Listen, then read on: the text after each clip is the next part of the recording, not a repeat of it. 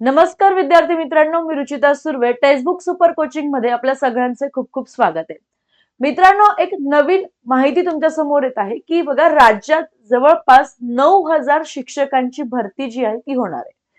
आतापर्यंत आपण वेगवेगळे अपडेट्स बघितल्यात की क्रीडा शिक्षकांची देखील भरती होणार आहे. नंतर ह्याच आठवड्यामध्ये टीईटीचा निकाल लागणार आहे. ठीक आहे, या सगळ्या अपडेट्स तुम्ही बघितल्यात आणि आपल्या चॅनलवर आपण सगळ्या नवीन नवीन अपडेट्स जे आहेत त्या घेऊन येत असतो. फक्त टीईटीच नाही तर सगळ्याच एक्झाम्सच्या. ठीक आहे, म्हणून आपल्या चॅनलवरती जे विद्यार्थी नवीन आहेत त्यांनी पटापट चॅनल सबस्क्राईब करून घ्यायचं, जेणेकरून अपडेट तुमच्यापर्यंत लगेच पोहोचेल. सो आजची अपडेट अशी आहे की राज्यात 9,000 शिक्षकांची पदांची भरती जी आहे ती होणार आहे. आता लक्षात जर घेतलं तर मे 2026 पर्यंतची रिक्त पदे जी आहेत ती सगळी रिक्त पदं भरली जाणार आहे. आणि ही कशा मार्फत भरली जाणार आहे?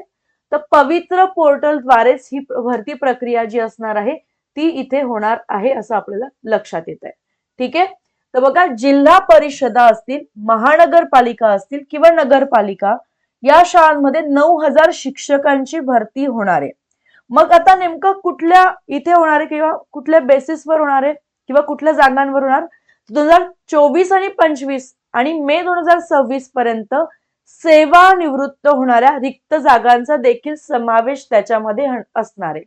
म्हणजे जे शिक्षक 2026 मे पर्यंत रिटायर होणार आहेत तर त्यांच्या पदांचाही जो विचार आहे तो इथे केला जाणार आहे. इथे सांगितले आपल्याला पवित्र पोर्टलद्वारेच ही भरती होणार असून मार्च पासून भरती प्रक्रिया सुरू होणार आहे.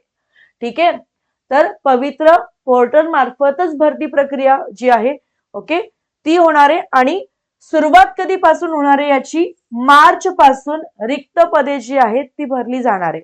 म्हणजे आपण म्हटलं की आता जानेवारी महिना आता अर्धा संपलाच आहे. ठीक आहे, तर फेब्रुवारी गेला आणि मग मार्च मध्ये काय होतील की पदे जी आहेत ती भरायला सुरुवात होतील. म्हणजे जवळपास 1.5 महिन्यानंतर ही प्रक्रिया जी आहे ती सुरू होणार आहे. ओके, येस, असं कोणी सांगितलंय? तर शालेय शिक्षण विभागातील वरिष्ठ अधिकाऱ्यांनी असं सांगितलंय. राज्यातील अनेक जिल्हा परिषदांच्या शाळांमध्ये पटसंख्येच्या प्रमाणात शिक्षक कमी आहेत. अनेकदा शिक्षक नसल्याने विद्यार्थ्यांना आंदोलन करावे लागल्याचे अनेकदा पाहायला मिळाले आपल्याला. आणि हिवाळी अधिवेशनामध्ये आमदारांनी प्रश्न उपस्थित करत शिक्षक भरतीची मागणी केली होती. यावरही आपण चर्चा मागे केलीच बघा. आणि या पार्श्वभूमीवर पहिल्यांदाच मे 2026 पर्यंत सेवानिवृत्त होणाऱ्या शिक्षकांची पदे देखील भरली जाणार आहेत. ओके, म्हणजे जे शिक्षक 2026 मध्ये रिटायर होत आहेत त्यांची सुद्धा लगेचच पदे भरली जाणार आहेत. कारण खूप मोठी आपण म्हणूया की शिक्षकांची गरज जी आहे ती शाळांमध्ये आहे.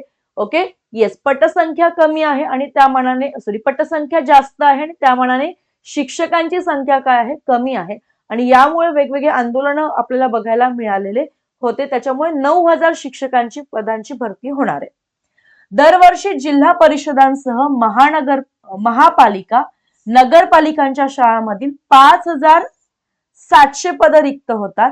दरम्यान 15 मार्च 2024च्या शासन निर्णयानुसार जिल्हा परिषद शाळांची 2025-26च्या शैक्षणिक वर्षातील संच मान्यता पूर्ण झाली आहे. संच मान्यतेच्या निकषांनुसार अतिरिक्त ठरणाऱ्या शिक्षकांचे पहिल्यांदा समायोजन होईल. म्हणजे डायरेक्टली पदे जरी भरले जाणार असतील तरी सुद्धा जे अतिरिक्त शिक्षक आहे आधी त्यांचं समायोजन केले जाणार आहे आणि मग नवीन भरती जी आहे ती प्रक्रिया होणार आहे. त्यानंतर रिक्त राहिलेली पदे, एकूण रिक्त पदांच्या 80% पदे जी आहेत ती तिथे भरली जाणार आहेत. राज्यातील प्रत्येक जिल्हा परिषदा, महापालिका, नगरपालिकांना मे 2026 पर्यंत सेवानिवृत्त होणाऱ्या शिक्षकांची पदे समाविष्ट करून पवित्र पोर्टलवर जाहिराती अपलोड कराव्या लागणार आहेत. जाहिराती कुठे अपलोड होणार आहेत? तर सगळ्या पवित्र पोर्टलवरतीच अपलोड होणार आहेत. Okay, yes. सो बघा, इथे महाराष्ट्र राज्य परीक्षा परिषदेचे पत्र जे होते ते आपल्याला थोडक्यात दिलेलं आहे. शालेय शिक्षण विभागाकडील शिक्षक भरती आता महाराष्ट्र राज्य परीक्षा परिषदेमार्फत होईल असा शासन निर्णय झाला आहे. ओके, मात्र या विभागाकडील कर्मचाऱ्यांना टीईटीचाच अनुभव असणे गरजेचं आहे. ठीक आहे, येस. पहिल्यांदा शिक्षक भरती या विभागाच्या वतीने होणार असल्याने कर्मचाऱ्यांना प्रशिक्षण द्यावे लागणार आहे। याशिवाय महाराष्ट्र राज्य परीक्षा परिषदेकडे मनुष्यबळ देखील कमी आहे। त्यामुळे शिक्षक भरतीसाठी कर्मचाऱ्यांना प्रशिक्षण व अतिरिक्त मनुष्यबळ पुरवण्यासंदर्भातील पत्र शासनाला पाठवण्यात आले। यावरनं आपल्याला एकच गोष्ट कळते की शिक्षकांची भरती जी आहे ती होणार आहे। Okay, yes. आणि त्याच्यामुळे मनुष्यबळाची देखील मागणी जी आहे ती शासनाकडे करण्यात आलेली आहे। ठीक आहे, येस। तर राज्यातील शिक्षकांची रिक्त पदे जर आपण बघितली तर एकूण 1,90,000 आहे। सध्या रिक्त पदे किती आहेत तर 6,000 आहेत। अतिरिक्त शिक्षक किती आहेत तर 2400 आहेत आणि मे 2026 पर्यंत 5,500 शिक्षक काय होत आहेत निवृत्त होत आहेत आणि ही सगळे पदे भरली जाणार आहेत। 23 नोव्हेंबर बघा टीईटीचा निकाल सुद्धा येणार म्हणजे येत्या आठवड्यातच लागणार आहे असं आपण म्हणू शकतोय। तर टीईटीचा निकाल देखील याच महिन्यामध्ये लागणार आहे आणि त्यावरूनच ही भरती जी आहे ती प्रक्रिया होणार आहे। सो 23 नोव्हेंबर रोजी पार पडलेल्या शिक्षक पात्रता परीक्षा म्हणजे टीईटीचा निकाल अगदी अंतिम टप्प्यात आहे। काल फायनल आन्सर की देखील आलेली आहे। ओके, महाराष्ट्र राज्य परीक्षा परिषदेकडून उत्तीर्ण उमेदवारांच्या उत्तरपत्रिकांची पडताळणी सुरू आहे। 31 जानेवारी पूर्वी टीईटीचा निकाल जाहीर होईल असं इथे स्पष्ट सांगितलेलं आहे। ठीक आहे, येस। 31 जानेवारी पूर्वीच निकाल जो आहे फायनल टीईटीचा तो लागून जाणार आहे असंही वरिष्ठ अधिकाऱ्यांनी सांगितलेत आणि या परीक्षेत उत्तीर्ण उमेदवार देखील शिक्षक भरतीत सहभागी होऊ शकतील।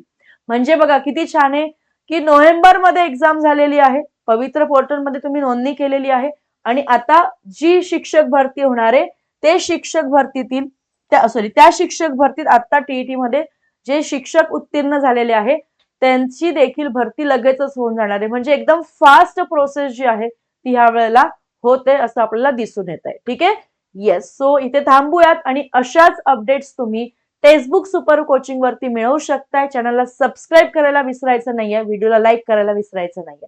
Thank you so much everyone.